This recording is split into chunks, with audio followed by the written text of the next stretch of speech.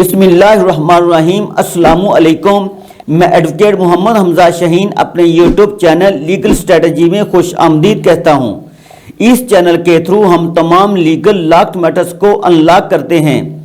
آج کے اس لیکچر میں ہم پاکستانی سٹیزن شپ تھرو میرج مطلب کوئی بھی فارنر پاکستان میں شادی کر کے پاکستانی شہریت کیسے حاصل کر سکتا ہے، اور ساتھ یہ بھی ڈسکس کریں گے کہ فارنر کو پاکستانی شہریت حاصل کرنے کے لیے کن کن ڈاکومنٹس کی ضرورت پڑتی ہے۔ یہ ویڈیو بہت ہی زیادہ عام ہے، اس لیے اس کو سکپ کیے بغیر اینڈ تک ضرور دیکھیں تاکہ ویورز کے لیے کوئی بھی انفارمیشن ادھوری نہ رہ جائے۔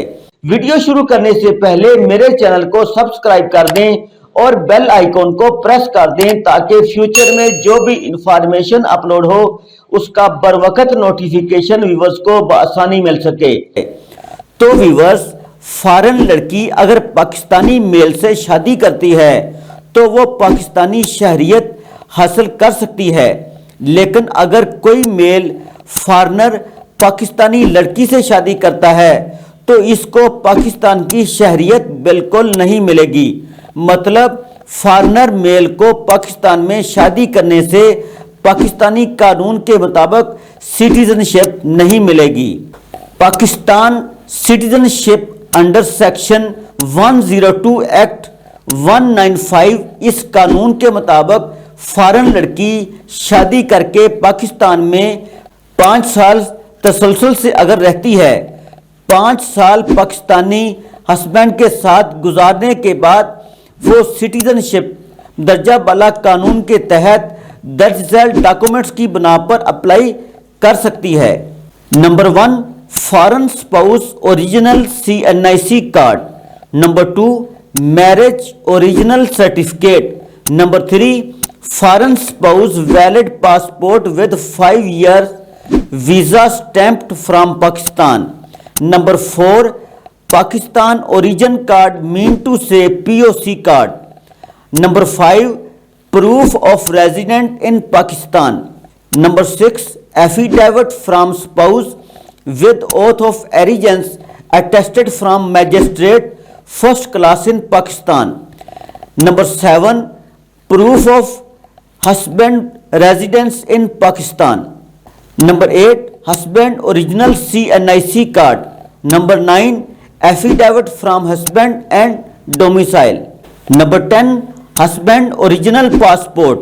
Number 11، application to immigration and passport office یا ہوم ڈپارٹمنٹ یا ministry of interior. Number 12، bank challan form.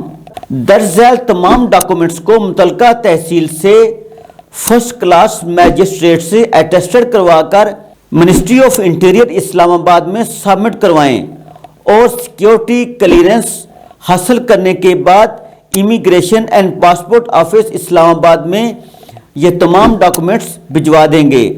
2 ماہ سے 6 ماہ کے اندر فارن سپاؤس کو پاکستانی ہسبینڈ کی وجہ سے شہریت مل جائے گی۔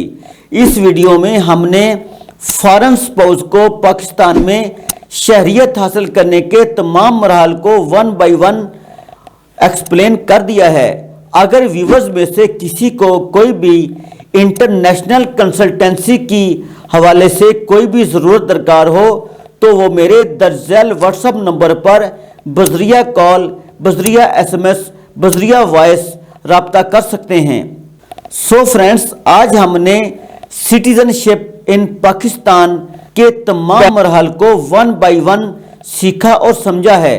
اگر یہ انفارمیشن ویورز کو پسند آئے تو اپنے دوستوں اور ریلیٹیوز کے ساتھ زیادہ سے زیادہ شیئر کریں اور لائک کریں، اور کمنٹ سیکشن میں جا کر اپنے خیالات کا اظہار بھی کریں۔ Thanks for watching. اللہ حافظ۔